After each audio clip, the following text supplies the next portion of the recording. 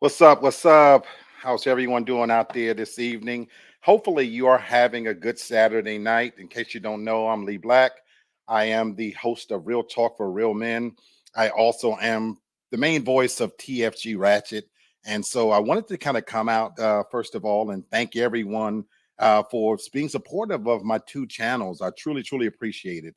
Now, I realize that most people are probably out to Saturday night doing their thing. It's spring break. The weather here in Atlanta is magnificent. You can ask for better weather.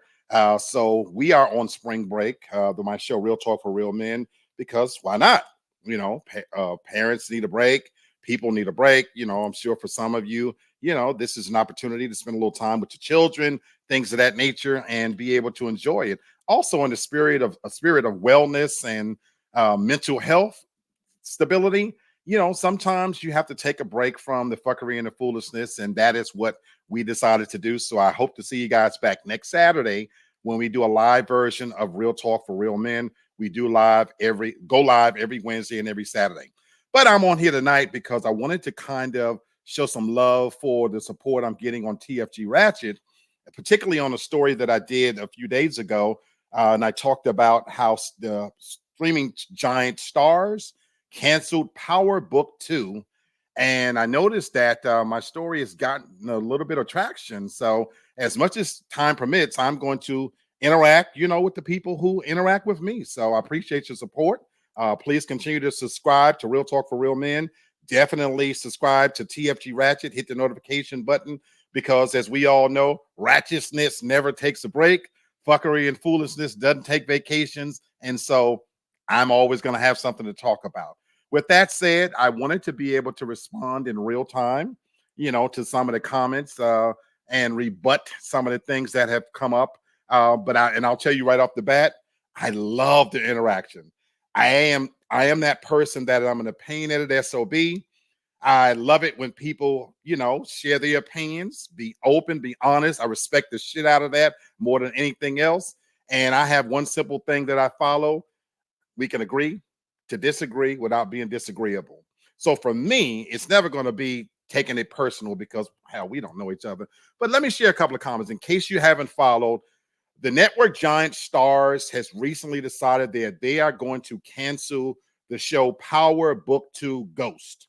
That is the spinoff from the original Power series, the one with Michael Rainey Jr., Method Man, Mary J. Blige. And so this upcoming fourth season is going to be its final season. And they've decided they are going to show this final season in two parts. They're going to air the first part in June. It'll take some kind of short hiatus. And then, of course, they will air the final episodes starting in September.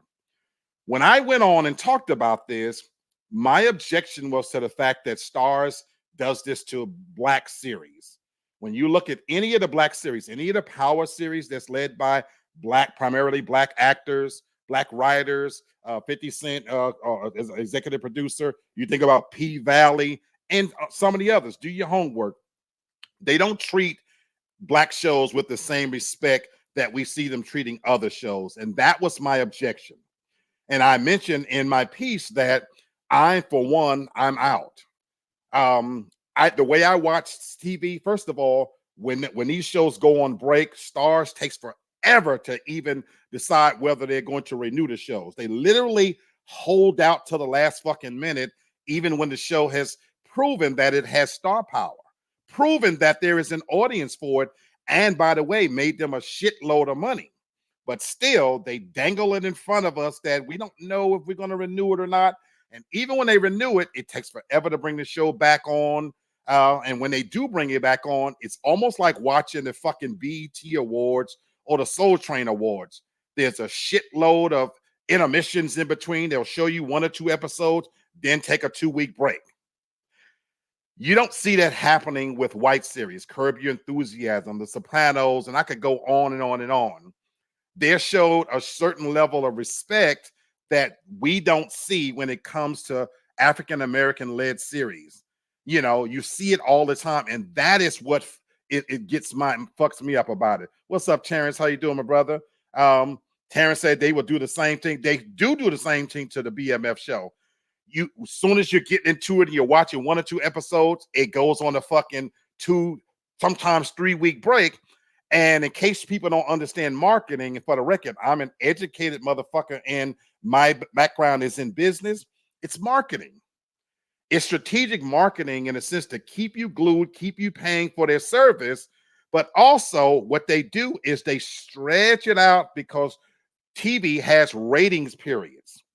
They actually have rating series where they use that to generate marketing dollars.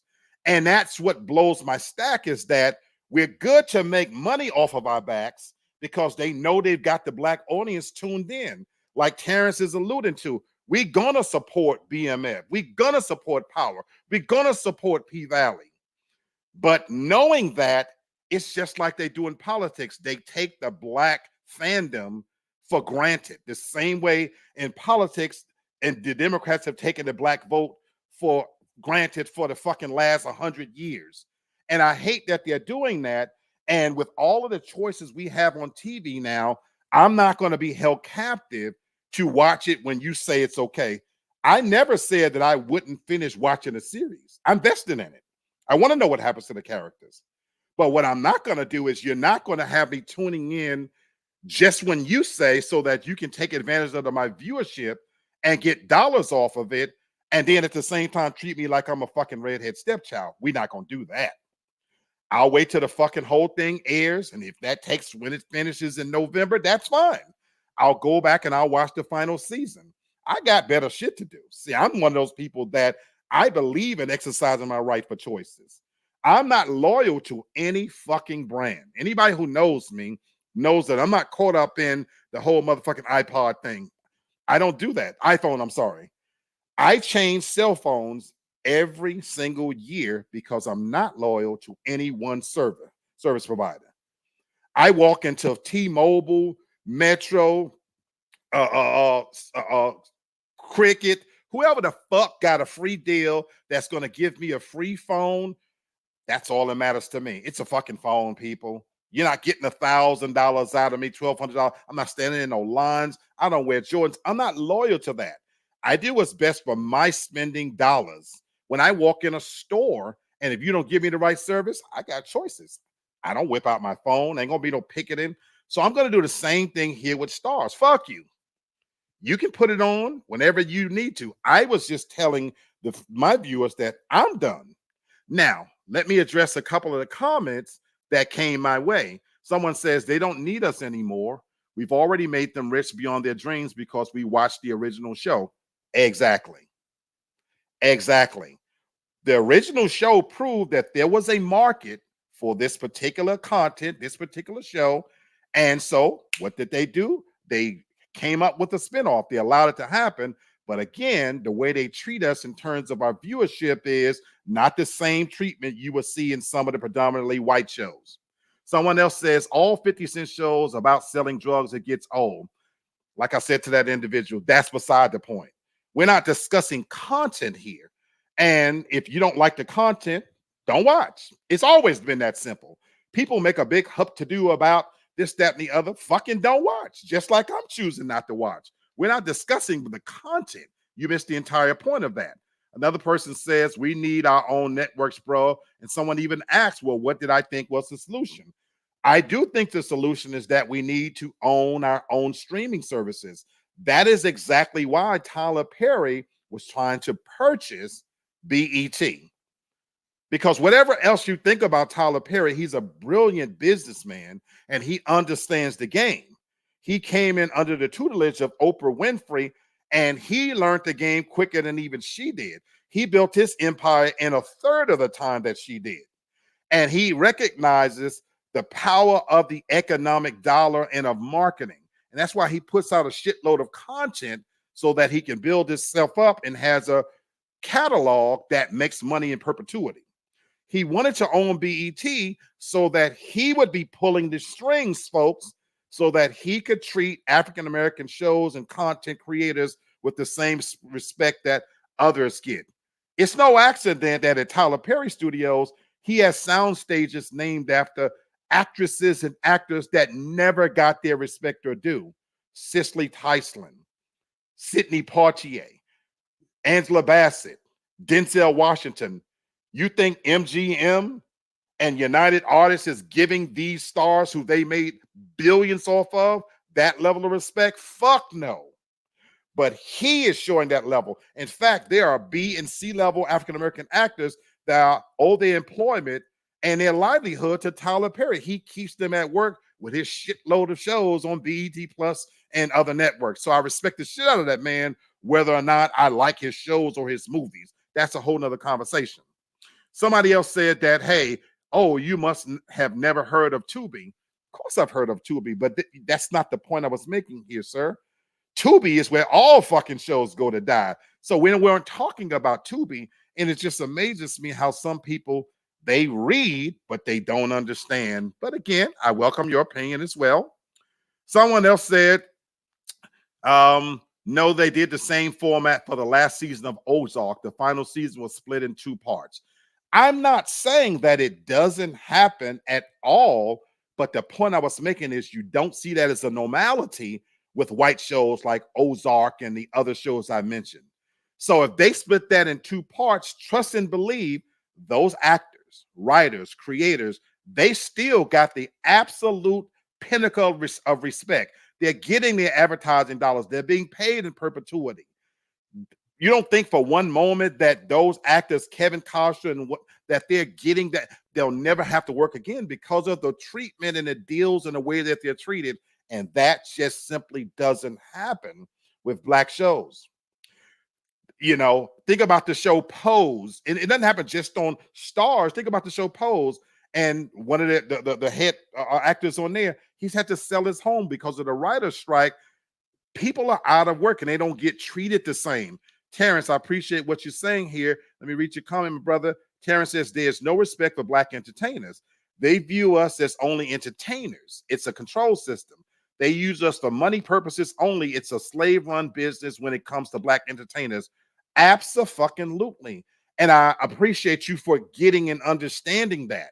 And so what I would put my video out was, I hope that more people understand the power that they have in their viewership. If you want to affect change, don't fall into the matrix. Don't fall into the plan. So when this show debuts in June, don't watch. The episodes are already made. The actors have been paid. But if you want to send a message to Stars, don't show up in droves, because the message you're sending is that it's okay for them to treat us that way. And I'm just simply saying, for this one black man here, fuck you. No, I'm not doing that. Now, another person says, you know, what the fuck are you talking about? Someone else says, after Ghost left, it got soft and had gay shit in it. Glad it's on. And another person alluded to the fact that once they start showing the gay shit, this, that, and the other. Look, people, I'm not here to entertain your homophobic bullshit. You know, that's between you and the dicks that you suck. That ain't my business. I've heard that same bullshit when it came to the series P-Valley. A lot of people missed out on the boat of how great a show it was simply because it had gay characters and some gay scenes. And that type of hypocrisy, I truly, truly hate. It's amazing that African Americans, we're the most fucking homophobic people on the fucking planet. We're the only culture, the only race that even still have a term called DL, down low. And that's because if you're still caught up on whether somebody is gay and straight, I got news for you. There is no such thing as gay and straight. Let me break it to you, people. When you bring your homophobic bullshit to the table, there is no such thing anymore as gay and straight. Those terms are antiquated. The truth of the matter, people, is people like what they like when they like it. And the labels we're trying to put on it, especially the antiquated ones, you can throw that shit away. The truth of the matter is, even in African-American culture, the same dudes that's out there tonight that's got their pants sagging low, that's the ultra thug, that's carrying the guns, got the do-rags, before the sunrise, they're somewhere sucking dick, or they got their legs pent clean back behind their ears. It's a fucking fact.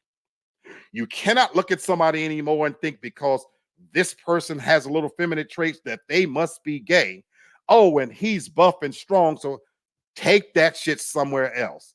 And so when I see comments like that, Those are the same fucking people that publicly, that's their stance, but privately, they will suck some dick and take some dick.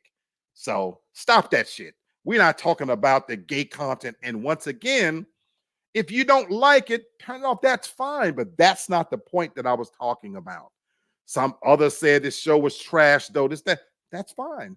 You missed the point completely, and that's okay. Do yourself a favor, go back if you must, take a listen to what I talked about. And if you have something to add of value, I truly would appreciate it. And even if you have a dissenting point of view, I actually appreciate that too. Thank you for your support. Thank you for taking the time to listen to what I had to say. And I don't even have a problem with you calling my fat black ass out. I am not right. I'm not wrong. It's my opinion. And I always like to say as I close and let you all go about the rest of your night, the opinions that I share, they belong to me, Lee Black and Lee Black alone. They do not necessarily reflect the views, values of those of the TFG family, not even the people on the show. They are mine. I own them. I own them. And because I have the platform, I don't mind coming on and defending my views, my values, my morals, my character, because as the young kids say, I do stand on business. This is who I am. This is who I'm going to go to the grave being. I thank you for your support. I hope you continue to follow my content. I definitely hope you share my content with others. Talk about it, debate. When you're having your glass of wine, sit around and talk about whether you think I'm wrong, right, or a dumbass or whatever. But keep hitting that notification bell because, as I said at the beginning, fuckery and foolishness doesn't take vacations, and ratchet bullshit never takes time off. So as long as that's happening, I'm here for all of it, and I'm going to keep sharing my views and my points of view. Thank you all. Have a great night. Enjoy your spring break and enjoy the rest of your night. I'm Lee Black, and I am out. Peace out.